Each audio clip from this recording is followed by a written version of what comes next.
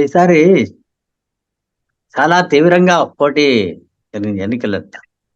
ఆ, ప్రధానంగా ruling YSR Congress party, తర్వాత ఈ కూటమి మధ్య ఎన్నికలు జరిగాయి. కానీ ఇంత వాడి వేడిగా జరుగుతాయని చెప్పి ఎవరు ఊహించలేదు. దానికి కారణం ఏంటంటే ఈ యానిమాసిటీస్ చాలా ఎక్కువైపోయాయి. అది కొన్నేళ్ల బట్టి జరుగుతోంది. రూలింగ్ పార్టీకి, తర్వాత తెలుగుదేశం, తర్వాత Janasena party, BJP of course అంత చాలా లోగానే ఉండేది. వన్స్ ఈ అలయన్స్ ఫామ్ అయిన తర్వాత వాళ్ళు కూడాను చేరారు. ఇంకా నరేంద్ర మోడీ అంతటి వారే వైఎస్ఆర్సీపీని ఫస్ట్ టైం క్రిటిసైజ్ చేయడం కూడా స్టార్ట్ చేశారు. ఏ నోట్తో అయితే చంద్రబాబు నాయుడిని ఆయన తిట్టారో అదే నోట్తో జగన్ మీద కూడా కొంచెం పరుషంగానే మాట్లాడారు. అదంతా రాజకీయం. నరేంద్ర మోడీ గారు కూడా రాజకీయ నాయకుడే అని అనిపించుకున్నారు. ఈ పోస్ట్ ఎలక్షన్ దీంట్లోని అందరూ మీకు ఈసారి ఎలక్షన్స్ బాగా డబ్బు ప్రాధాన్యంగానే చేస్తారు. ఎప్పుడు అలాగే ఉందనుకోండి, కానీ ఈసారి చాలా విపరీతం. ఎంత విపరీతం అంటే డబ్బు అందలేదని చెప్పి క్యాండిడేట్స్ ఇంటిని స్టాంప్ చేసిన రోజులు కూడా వచ్చాయి. ఇద్దరు క్యాండిడేట్స్ ఇంటికి వెళ్ళి మాకు డబ్బు అందలేదండి అని చెప్పారు. తర్వాత అక్కడే కొన్ని పాకెట్స్ లోని వాళ్ళు ఎవరికో అప్పచెప్పారు, ఫలానా పంచమని, డబ్బులు పంచమని ఇస్తే మాకు అందలేదండి అని చెప్పి వీళ్ళు వెళ్ళి అడిగితే వాళ్ళకి ఇవ్వడం. ఇది ఒక్క రూలింగ్ పార్టీయే కాదు, అన్ని పార్టీలు చేసాయి. ఈ డబ్బు ఇంత దారుణంగాను అంటే అందరికీ తెలుసు డబ్బు చాలా ప్రభావితం చేస్తుంది. కొన్నేళ్ల బట్టి, కొన్ని దశాబ్దాల బట్టి money playing a key role in elections, every election అని చెప్పి అందరికీ తెలుసు. కానీ ఈసారి మరీ దారుణంగా ఉంది. లాస్ట్ ఇయర్ తెలంగాణలో ఒక బై ఎలక్షన్ జరిగింది. బై ఎలక్షన్ అప్పుడు ఆయన కోమటిరెడ్డి రాజగోపాల్ రెడ్డి ఆయన కాంగ్రెస్ నుంచి బీజేపీలోకి వచ్చి పోటీ చేశాడు. పోటీ చేసినప్పుడు ఏమైంది, అక్కడ ఓపెన్ గా టీవీ షోస్ లో వచ్చింది.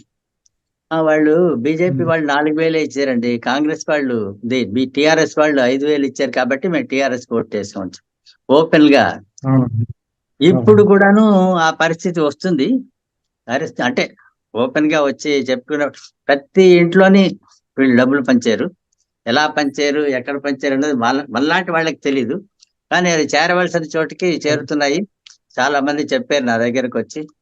చాలా పవిత్రంగా భావించే కొంతమంది ఇది పోలీస్ ఆఫీసర్స్, రిటైర్ అయిన వాళ్ళు కూడా పోటీ చేస్తున్నారు. ఆఖరికి వాళ్ళు కూడా డబ్బులు పంచేయరని చెప్పేసి తెలుస్తుంది. ఆటోలో జనాలు తీసుకురావడం, ఇంకా వేరే గత్యంతరం లేదు. బికాస్ ఇది చాలా చాలా కామన్ ప్లేస్ అయిపోయింది. Means it's become a practice. డబ్బులు తీసుకొచ్చి ఈ ఈ ప్రొసెషన్స్ లోని వాటి ర్యాలీలోని పార్టిసిపేట్ చేయడానికి డబ్బు ఇవ్వాలి, వాళ్ళని తీసుకురావాలి, వాళ్ళకి ఎంతో డబ్బు ఇవ్వాలి, మళ్ళీ తీసుకెళ్లి డ్రాప్ చేయాలి, ఏదో వాళ్ళకి స్నాక్స్ అట్లాంటి ఏర్పాట్లు అయితే భోజన ఏర్పాట్లు అవి చేయాలి. ఇవన్నీ అంటే ఎలక్షన్ ఒక పండగ అన్నమాట చాలా మందికి.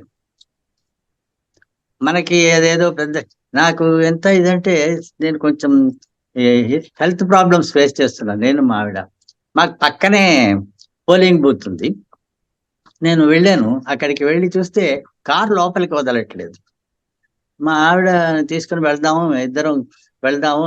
అక్కడ ట్రెక్, లాంగ్ ట్రెక్ అనమాట. అంత దూరం నడిచే ఓపిక లేక నేను మా ఆవిడ అక్కడ వెళ్ళలేదు. నేను అయ్యో వెళ్ళలేదు అలా మనసు పీకుతూనే ఉంది.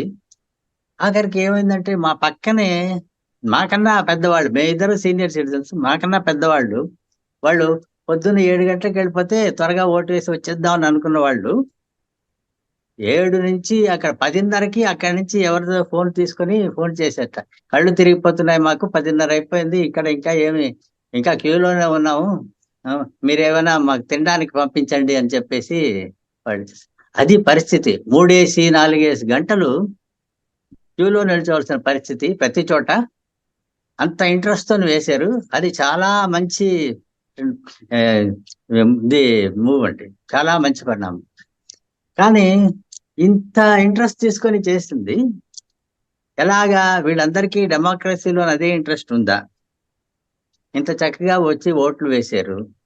డెమోక్రసీని, ప్రజాస్వామ్యాన్ని రక్షించడానికి ఈ ఓటింగ్ ప్యాటర్న్ కానీ ఇది ఎంతవరకు ఆ, ఉపయోగపడుతుంది అన్నది మనం అది చూడాలి, వెయిట్ చేసి చూడాల్సిందే.